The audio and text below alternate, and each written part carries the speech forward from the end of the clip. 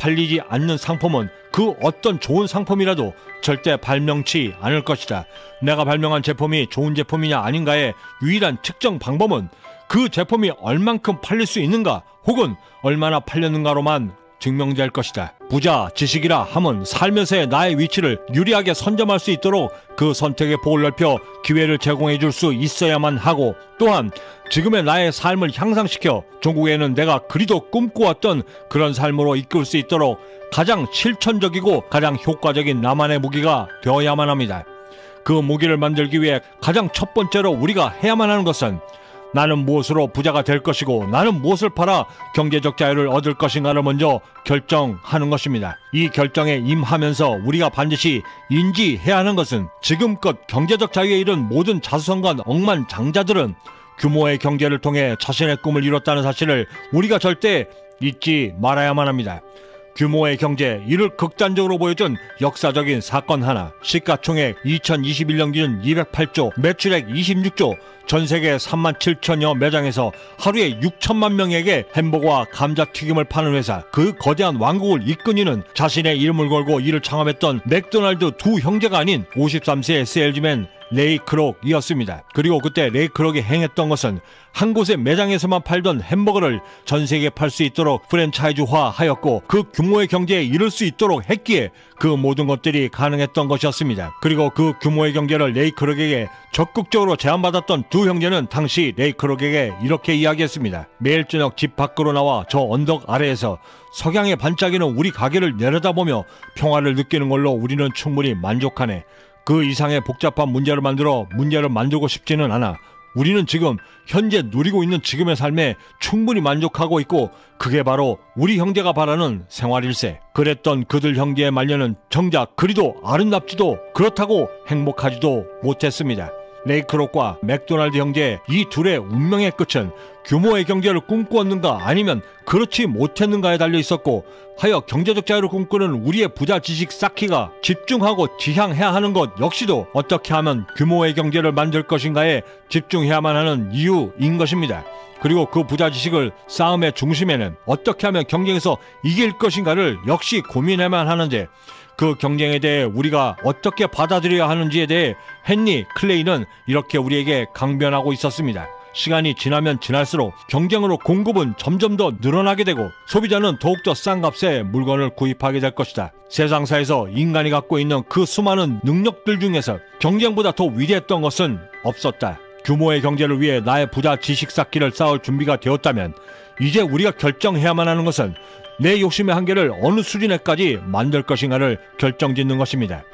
항상 경외감으로 시청하는 한 프로그램에 출연하는 한 분야의 최고 명장들과 최고의 달인들은 그 프로그램 막바지에 이그동성으로 거의 약속이나 한 듯 이렇게 자신들을 소개합니다. 나는 아직도 멀었다. 평생을 바쳐 오직 단 한 분야만 고집스럽게 매달렸음에도 그들 모두는 아직도 배워야 하고 또한 더욱더 정진해야만 한다 말하고 있습니다. 하지만 이 고집스러움도 경쟁이 만연한 비즈니스 세계에서는 반드시 장점으로만 승화되질 않습니다. 저 역시도 뭔가 하나에 꽂힐 경우 그 바닥의 끝을 혹은 내가 올라설 수 있는 정점을 반드시 꼭 확인하고 싶은 욕망을 수도 없이 많이 경험하게 되는데, 이런 경험들의 그 끝을 어디까지 이룰 것인가를 정하는 것 역시도 내가 성공에 이룰 수 있는 그 수많은 성공 요인들 중에 하나임을 우리는 절대 잊지 말아야만 합니다.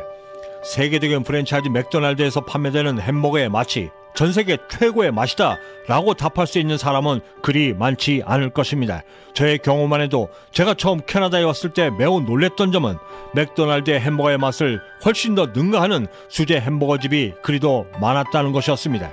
그럼에도 불구하고 왜 사람들이 그리도 맥도날드에 열광하는가? 이 지점에서 우리의 깊은 고민이 있어야만 하고, 또한 그 고민의 끝에 도달하여 우리가 쌓아 올려야만 하는 부자 지식들이 그곳에 존재하고 있음 역시도 절대 놓치지 말아야만 하는 것입니다.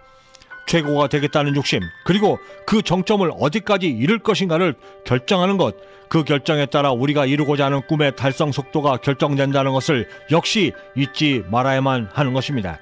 그것이 도시락을 파는 사업이든 햄버거를 파는 사업이든 심지어 그것이 인터넷 쇼핑몰 사업이든 나와 내 사업체의 성장을 위해 어디까지 내 욕심을 양보하고 어느 부분에서는 고집스럽게 그 어떠한 타협도 없이 정진해야만 하는가를 정하는 것, 이것이 우리가 앞으로 쌓아 올려야만 하는 부자 지식의 방향이 될 것이며 또한 나의 성장을 위해 만들어야만 하는 부자 기질인 것입니다. 이렇게 나의 욕심의 한계점을 결정했다면 우리의 결심이 향해야 하는 세 번째 부자 지식의 방법은 나의 욕심들이 세상이 원하는 것들인가를 반드시 점검해야만 하는 것입니다. 토마스 에디슨, 우리는 그를 호기심의 달걀을 품고 인류사의 길이 남을 전기를 발명한 훌륭한 발명가로 알고 있지만 정작 그가 세상에 필요로 한 물건들만을 집요하게 파고들어 발명하여 이를 상용화하고 실용화시킨 최고의 마케터이자 성공만을 갈망한 사업가로 기억하는 사람들은 그리 많지 않습니다.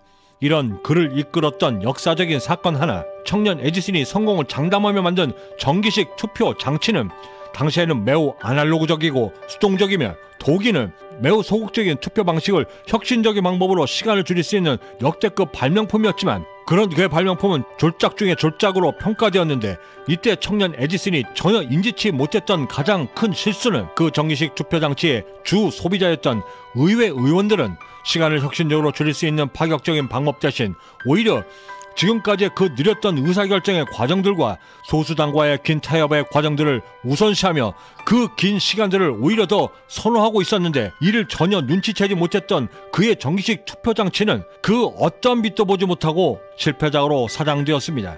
이때 실패를 자신의 반면 교사로 적극 활용하며 이후 자신이 발명하는 모든 발명품들의 근간을 이루는 가장 기본적인 모토를 만들게 되는데 이를 표현하며 그는 이렇게 말했습니다. 팔리지 않는 상품은 그 어떤 좋은 상품이라도 절대 발명치 않을 것이다. 내가 발명한 제품이 좋은 제품이냐 아닌가의 유일한 측정 방법은 그 제품이 얼만큼 팔릴 수 있는가 혹은 얼마나 팔렸는가로만 증명될 것이다. 이 원칙을 위해 에디슨은 발명을 위해 가장 먼저 철저하게 세상을 읽는 지식 쌓기에 돌입했고 집중했으며 또한 자신의 성공을 위해 이를 철저하게 평생 동안 증명해 보였습니다. 부자 지식의 근간을 이루는 모든 것은 철저하게 세상을 향해져 있고 또한 세상을 통해서만 그 모든 피드백을 받습니다. 이 당연할 수밖에 없는 이유에는 나의 생존과 직결되어 있고 또한 더욱 중요한 것은 내가 꿈꾸는 삶과 가장 밀접하게 연결되어 있기 때문입니다. 우리는 보통 세상에서 가장 행복한 사람을 지칭할 때 내가 가장 좋아하는 일을 그리고 내가 가장 잘한 일을 통해 부자로 성공한 사람들이라 일컫습니다. 하지만 지난 수십 년의 경험을 통해 제가 깨달았던 것은 최소한 경제적 자유를 꿈꾼다면 좋아하는 일보다는 내가 가장 잘할 수 있는 것들 중에서 선택하는 것이 보다 유리한 고지에서 전투를 승리로 이끌 수 있는 확률이 더 높다는 사실을 알게 되었습니다. 빌 게이츠가 그랬고 스티브 잡스가 그랬으며 워렌 버핏 역시도 그러했습니다. 또한 이들 모두는 거의 자신이 좋아했던 일들을 포기한 사람들이 대부분이었습니다. 그렇다면 이제 우리는 내가 잘하는 일을 선택하여 그 일을 통해 나의 경쟁력을 더욱더 날카롭고 예리하게 만들 수 있는 그 방법들이 궁금해집니다. 도대체 어떤 방법으로 어떤 시간까지 어떻게 해야 가장 효과적으로 기존에 내가 갖고 있지 않았던 그 부자 지식들을 쌓아 올릴 것인가? 그 고민들을 내일 시간에 함께 고민해 보도록 하겠습니다. 구독과 좋아요, 알림 설정은 남들과 다른 성공적 하루를 만들기 위한 성공 영감을 놓치지 않고 받아 보실 수 있고 성공의 한 걸음 더 다가설 수 있는 동기부여가 될 것이라 감히 자신합니다. 마지막으로 2023년 4대륙 피겨스케이팅 대회에서 싱글 여자 챔피언의 정상에 올라 제2의 김연아 선수로 불리우고 있는 이엔 선수가 후배 선수들에게 한 충고 한마디를 그리고 성공에 이루고자 하는 우리에게도 깊은 울림을 주는 그 한마디를 소개해드리며 마칠까 합니다. 저는 여기서 이만 먼저 인사드려야 할 것 같습니다. 그 어디에 계시든 성공의 한 걸음 더 다가서시는 하루가 되시길 진심으로 바라고 저는 내일 아침에도 따뜻한 커피 한 잔과 성공 영감을 들고 다시 찾아뵙겠습니다. 지금까지 경제적 자유민이었습니다. 감사합니다. 굳이 운동하는 것 말고도 힘든 일이 엄청 많은데 자기가 하기로 했고 열심히 하기로 했으니까 절대 포기하지 않고 끝까지 했으면 좋겠어요. 그리고 잊지 말았으면 좋겠는 게 자신이 이 일을 왜 시작했는지 절대 잊어버리지 않았으면 좋겠다라고 이야기해주고 싶어요. 이런 말을 했던 그녀의 나이는 이제 17이었습니다.